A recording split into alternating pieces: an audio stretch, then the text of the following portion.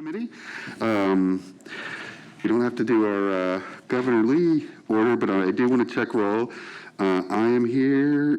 Councilman Hall, I saw a minute ago. Is he still out there?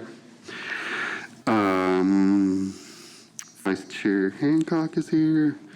Glasses are fogging up. Councilmember Johnston is here. Councilmember Pulley told me he was not going to be here. Councilmember Roberts. Councilmember Sledge, I saw, there he is. Councilmember Swope, Councilmember Withers, Councilmember Young. Right, so that gives us 7. So we've got a quorum. All right, we have 3 items on our agenda today. Bills on the first one is a bill on second reading, BL 2021-717 by Johnston and Swara, which provides for the waiver of certain building permit fees for the repair or rebuilding of property damaged as a result of the March 27-28 flooding. And I believe that Councilmember Johnston has a substitute. But before that, okay, thank you. Thank you. Can I move the substitute, please? Yeah. Yes, do we, all right. All right, the floor is yours. The substitute, I realized when we were on second reading that it only waived fees for building permits. So if you didn't have to rebuild the structure, it really didn't do anything for you. So gas, mechanical, electric permits, all that, they were still charging. So I went back and said, no, I want to add that to it. And then I also added in a provision where in the future, when we have a state of emergency like this, that these fees can be waived with just a resolution versus an ordinance that requires 3 readings, so that it will expedite, because codes gets an issue having to like issue refunds and the whole deal. So it just is going to expedite some things. So that's the substitute. All right, thank you. And it's been moved. Do I have any questions or comments? I would just like to thank Council Lady for adding that to make it easier in the future. Hopefully we'll have no future states of emergency, but thank you so much for doing that. Anyone else? Are we ready to vote? All those in, oh wait, we need to vote on the substitute and then the bill is substituted. So all those. Substitute just takes over the bill, so we're just voting on the substitute, Just once, correct? okay. Vote on the substitute and then vote on it as substitute. Right, okay. All right, all in favor of the substitute? Aye. Any opposed? Any abstentions? Right, so we approve the substitute, It's 8 substitute. because Councilman Hall arrived. Okay, thank you. All right, do I have a motion to move the bill is substituted? All right, all in favor? Aye. Any opposed? Any abstentions? All right, that's 8-0 in favor. All right, the second is BL 2021-718, which amends the Metro Code, Chapter 2.76, related to the Board of Electrical Examiners and Appeals, 2.84 related to the Board of Gas Mechanical Examiners and Appeals, and 2.92 related to the Board of Plumbing Examiners and Appeals. And actually, thank you. This bill is basically is combining these 3 boards into one, and kind of, I think some of them are hard to fill, and so having one board that deals with all 3 issues is going to be easier to fill. I do actually want to move for a 1-meeting deferral, and if I get that motion, I'll explain why. Thank you. There have been some questions as like one of the boards, at least one of the boards, has a labor component to it where like there's supposed to be an IBEW representative on the electrical, I believe. And so we would like a 1-meeting deferral to work out an amendment related to making sure that we keep this about the same or the same ratio as in terms of union representation on the combined board. Yes. Councilmember Jackson. One question that I had in reading the legislation, I know that for folks who are currently serving on these boards, that it would terminate their term and we would sort of start over with a new board. And one of the questions I wanted to ask, and maybe you can address with this as you work with your amendment, is how are we sort of notifying those members who have agreed to serve in those terms, and are they like expecting it? Are they aware of it? I just think that, I've had I have constituents who are serving on some of these boards, and even sometimes, particularly when we've had changes of mayoral administrations, sometimes a person has agreed to serve on a board or commission. Can be a lot of work, it's a lot of commitment for them, and then unfortunately I've had the case where their term isn't being renewed by the mayor or the current mayor, and like they found out about it after the fact, like said, just please don't show up again. I'm not at all saying that would happen with this group, but I just think it's really important that when we do have citizens who do give of their time to serve on these boards and commissions, that we, as a government, give them a lot of respect for the service that they have committed, and make sure that we have a good communication plan for them to know how that change is being made and why, and if they have an opportunity to reapply for the new board. That makes sense, and I don't know exactly how they've been notified, but I do know that some of them have been spoken to. I got the sense from the administration that it would likely be more of a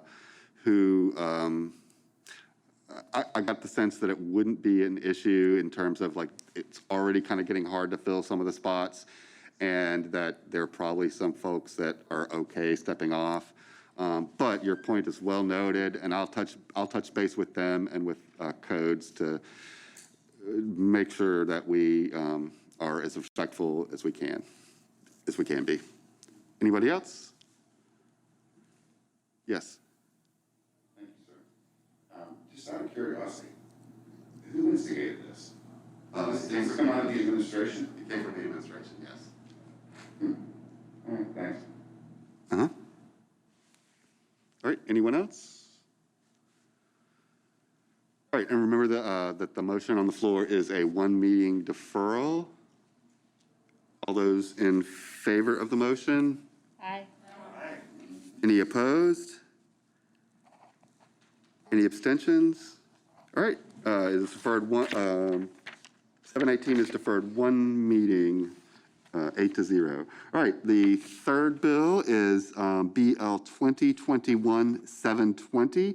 It amends the Metro Code to require homeowners association signs. If I could get this, thank you, sir. And Councilmember Stiles is here is the sponsor of the bill, and she's here to discuss it and answer questions we have. Thank you, Chair. So this bill just asks that any developer that is creating a new subdivision or a pre-existing subdivision places a sign by its main entrance to let people know that are looking at purchasing that it is an HOA community and that there are fines and homeowner fees associated with being in that development. And the reason why I did this, I've seen it in my community, and I've gotten complaints from constituents. Many people buy a home and then claim, I didn't know it was an HOA, and then there are several members out of compliance, and it just creates a lot of bedlam. So this would make it a lot easier, and it's upfront. Okay. Simply put. Yes. Councilman Swope. Does Tennessee state law not require real estate agents to disclose that information before a purchaser buys a home? So glad that you asked that question. Yes, Councilmember Swope, they do. Here's where the problem comes in. If you are in a hurry and you don't actually explain it to the buyer and they're excited to just buy their home, there are people that will say, oh, I just signed everything. I was just really excited to get a new house. And it happens more often than you think. So yes, it is a requirement, but it's not happening the way that it should. You're very welcome. I'll add that I did speak with Director Herbert about the bill, and Codes is not opposed to the bill. They do have some concerns about how well it can be enforced, especially I think as it's, I wouldn't expect them to be able to go around to developments and look for those signs. However, I think they sounds like they do have an avenue if someone alerts them that there's this HOA and they don't have a sign up. I think there's a, not perfect, but somewhat, there's a route that they have basically to look up the plat and then look up in the master deed if it indeed has an HOA. And then if they can find like a contact for the HOA, can then reach out and let them know that they're in violation. But I don't know that they feel super optimistic about the ability to force every element of it. Yes, And I have a Councilmember. question for the sponsor. What would these signs say? Because, I mean, in my district, I have several neighborhood HOAs that the name of the HOA is the same as the name of the neighborhood. So you can see the name of the neighborhood and not know that it's an HOA. So would the requirement to say HOA with fees? So sorry.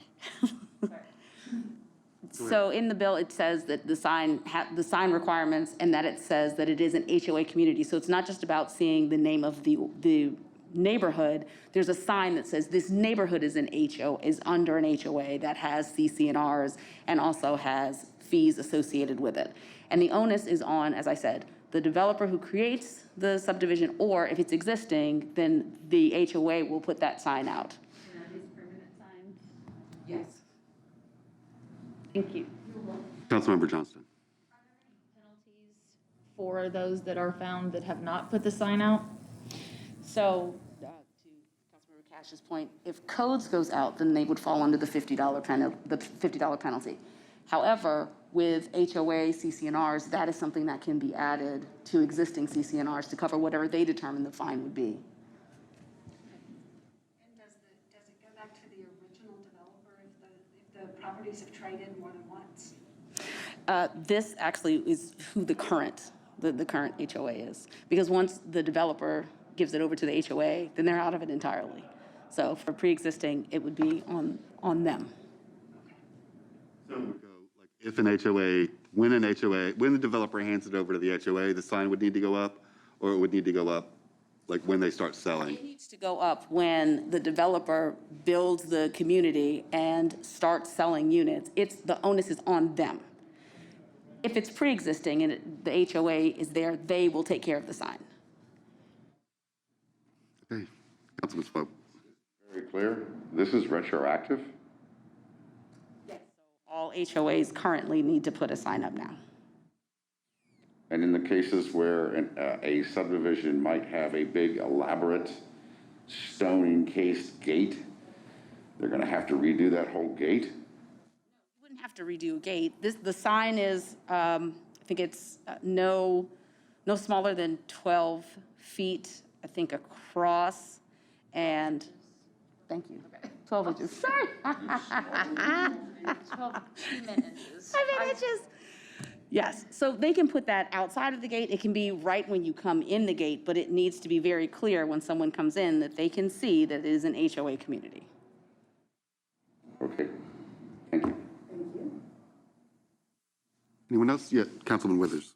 I have no HOAs where I live, so I have neighborhood associations, you. which are their own things. But so I'm not as familiar with this. This has been a really good discussion and very informative for me because again, I just don't really have HOAs other than like a townhouse building like Foreman or something like that. But it sounds like there are a lot of questions, and we have several folks on this committee who are real estate professionals as well. Just wondering if maybe the sponsor might entertain a deferral to have just a little bit more Q&A time.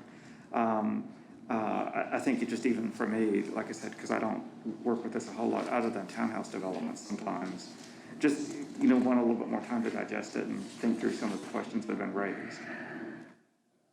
I mean, like I said, it sounds like it could be a really good idea, but it seems like there are a lot of questions about it that we could maybe flesh out more. I'm more than happy to defer it. I'll defer one meeting. All right, any other discussion? Yes, Councilman. Has the Board of Realtors weighed in on this? I did. I reached out to them, and actually a realtor there was an issue with someone regarding this, kind of the impetus, and they are fine with having the sign there. They are saying that they know that they're telling people that you know, if they go into an HOA community and that they've explained it, but they won't fight it. Yes. I apologize. Councilmember Hancock. Thank you very much. I apologize that I didn't notice the detail on the timeline for the retroactive putting up of signs. How long would they have once the legislation is passed? You know what? That time is not in there, so I can work on that for the deferral. Thank you. Anyone else? Exclude HOAs that only can compromise by 2 houses. I think that happens a lot, and I think when that's not really probably the aim of the bill. Correct. I think that should be excluded because, yeah, I have a plethora of them. I have one with 4. Really weird to have a sign just on the street.